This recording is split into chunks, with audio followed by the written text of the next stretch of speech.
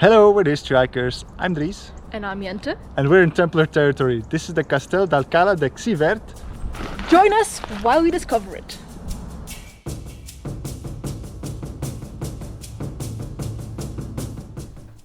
The castle of Xivert occupies a commanding position over both the plain and the sea, thanks to its position atop the Irta Mountains.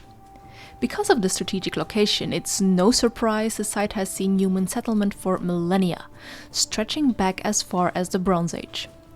The castle we see today has two faces, a Muslim one and a Christian one. And there's not only a castle to see, but also the remains of a Moorish hamlet. The ruins stretch over an area of around 8,000 square meters, so there's plenty of ground to cover.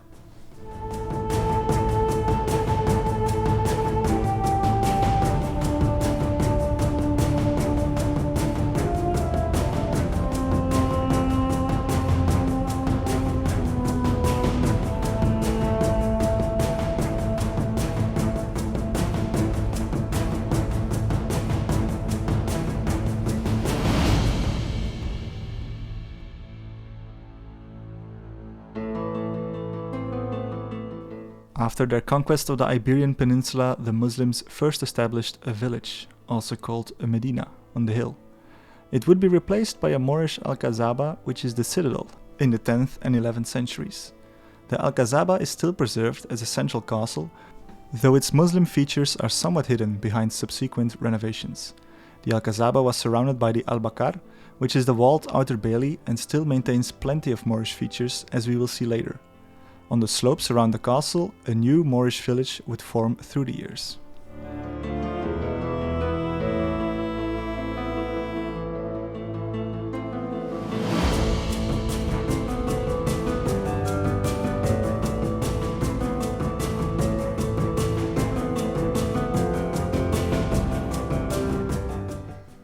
The Alcazaba of Xivert formed a part of an extensive network of fortifications that dotted the Iberian coastline, serving to connect and protect the numerous surrounding farmsteads. The advance of the Kingdom of Aragon into the Valencian territories in the early 12th century meant that Xivert transformed into a border stronghold and was further fortified. The tide was well in Aragonese favor, which is highlighted by an intriguing decision by the king. In 1169, King Alfonso II ceded the castle to the Knights Templar, even though he hadn't conquered it yet. It was a clear sign that he felt that it would fall into Christian hands sooner rather than later.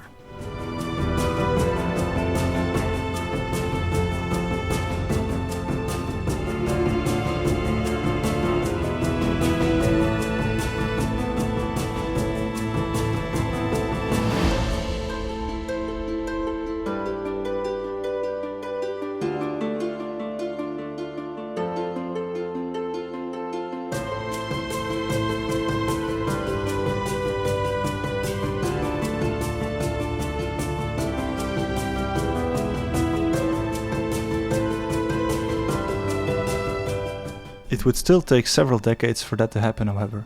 On April 28, 1234, the Knights Templar took possession of the castle in the name of the King of Aragon after signing a peaceful surrender with its inhabitants. According to the terms of the surrender, the Muslims were allowed to keep their customs and religion, but had to move to the western side of the castle, forming a fortified Moorish quarter known as an aljama. The Templars meanwhile took control of the Alcazaba and Albacar.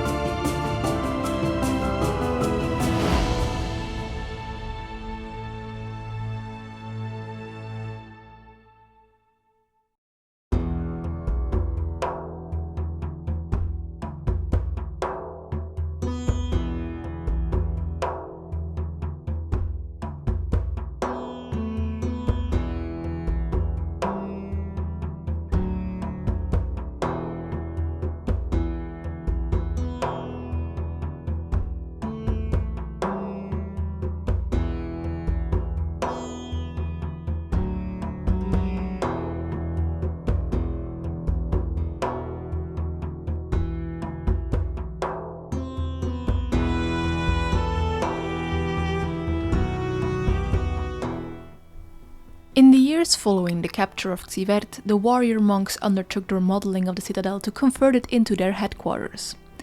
They erected the two iconic circular towers of the central stronghold, clearly distinct from the earlier Muslim construction because of their well-hewn ashlar build. Other walls and towers were strengthened as well. Inside the castle they built a chapel and other supporting buildings. As part of the terms of the castle's surrender, the Templars also constructed a cistern inside the citadel.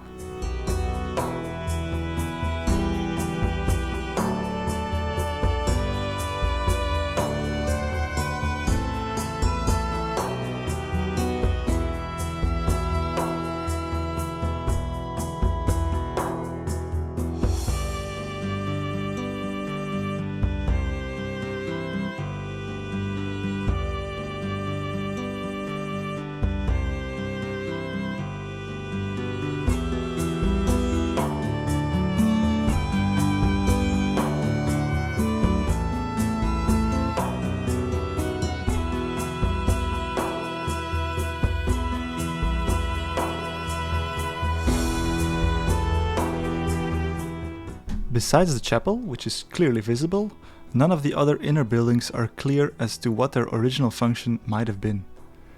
The cistern is buried underground, supported by its original 13th century vault and not visible. Its location is indicated by the metal structure. The signs in the castle said that the cistern was still usable by Carlist troops during the civil wars of the 19th century. Stairs lead up to one of the towers, but it was sadly locked.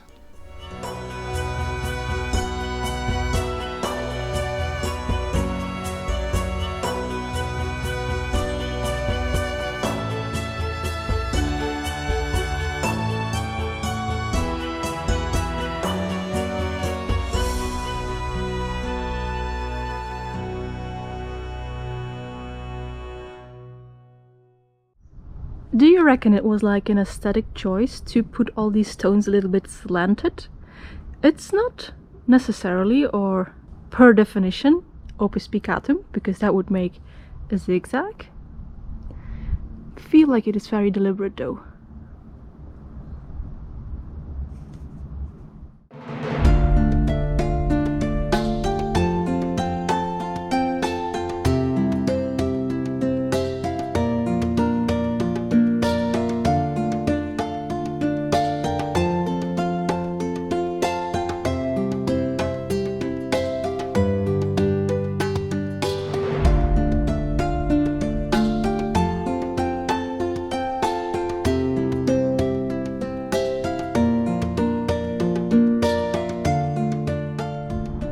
Let's do some dangerous shit, shall we?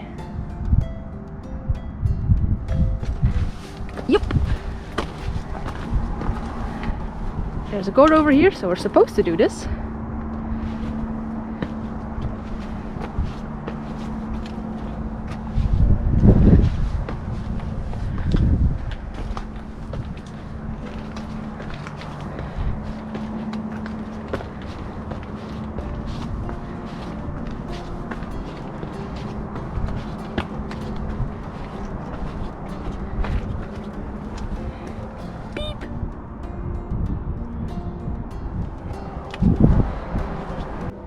Oh.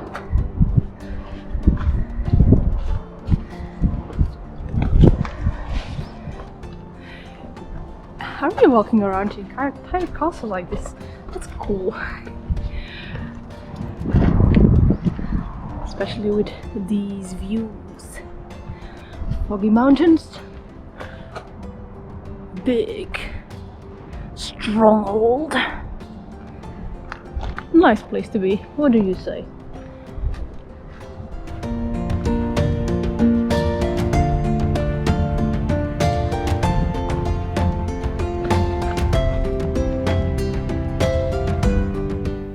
An interesting detail about the two iconic towers is that they're only half built with the well-dressed ashlar stones.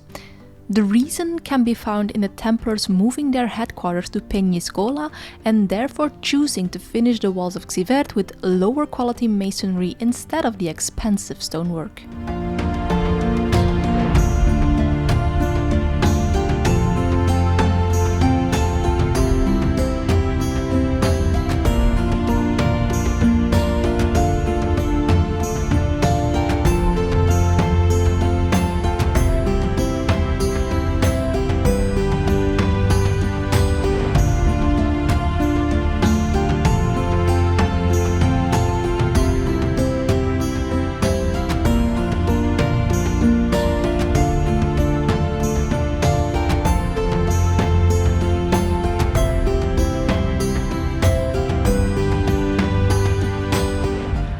secret tunnel.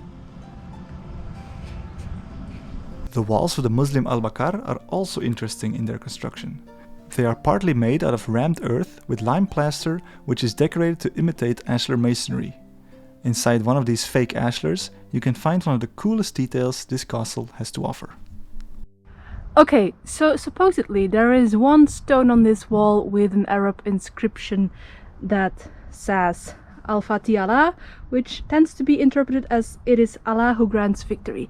I think it is this one in the middle. Can I zoom in? No. Maybe Dries can in post-production, but it's that one. Can you see? A 13th century Arab inscription. Cool. Cool as hell. I'm not sure whether our secret tunnel is supposed to be all that secretive, because it's right over there. That was the fence where we just stood. And there is a walkway, even with signage, but there doesn't seem to be a way to get there. Or is there? Let's find out.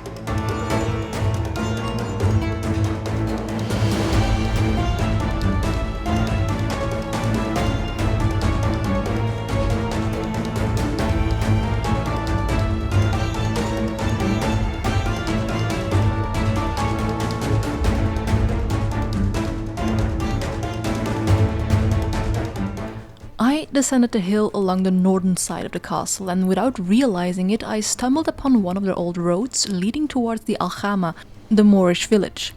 Most of its buildings are very dilapidated, but some houses have been reconstructed, allowing you to get a sense of what daily life inside the village might have looked like.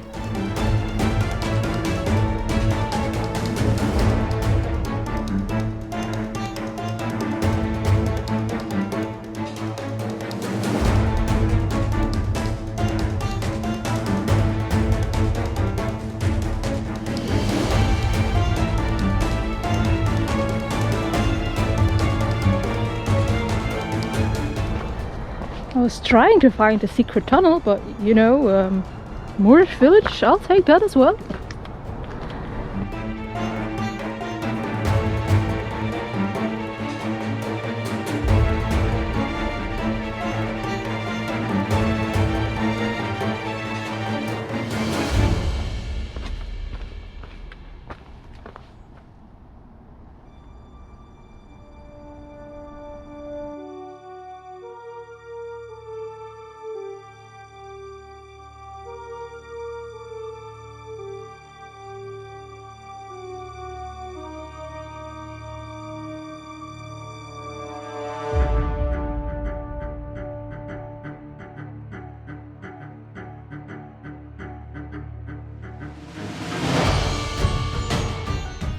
While Jente was off exploring, I was flying the drone, using Jente's phone in the process. This shot gives a great view of the village stretching below the castle. Maybe you can find Jente down there, because that's exactly what I couldn't after I finished filming. Jente was off on her adventure while I was shouting her name and panicking that she might have tripped and fell. Thankfully we reunited shortly after, and Jente kindly gave me a private tour of the village.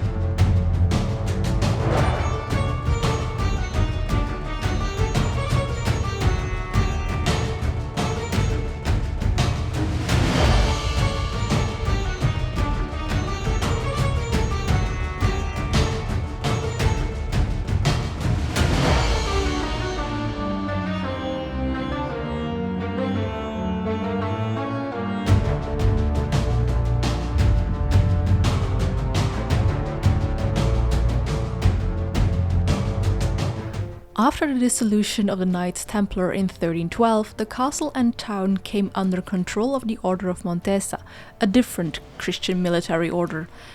Though the castle's importance would decline significantly over the coming centuries, it remained inhabited, as well as the Moorish village. Through the years, its inhabitants had converted to Christianity and were fully integrated into Christian culture. Philip III, King of Spain, still expelled them and all other Moorish converts in the country in the early 17th century, however. By that time, the castle had lost all its strategic value and it too was abandoned shortly after.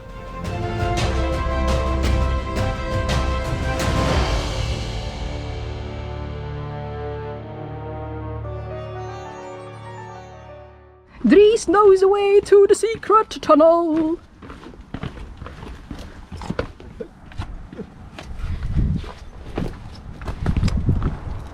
Some more dangerous shit, apparently.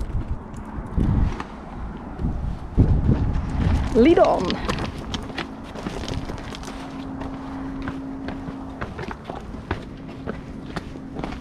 Oh, it was this easy.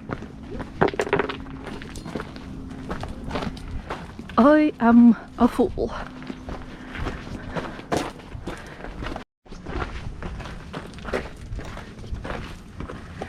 And thus concludes our quest to get a closer look to the secret tunnel.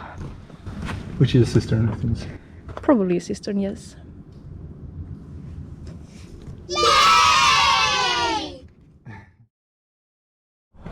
That's another castle conquered. Time for the arbitrary subjective castle score. I'm gonna go for a... I think I'm gonna go for a 10. A 10? Yeah, maybe just those two cool towers behind us, but they're real cool. And the surroundings, it's kind of foggy, but love the views, love the castle, love the Arab inscription. What do you think?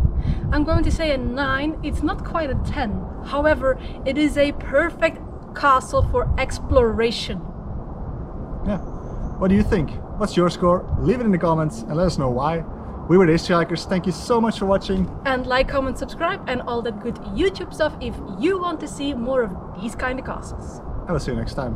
Bye. Bye.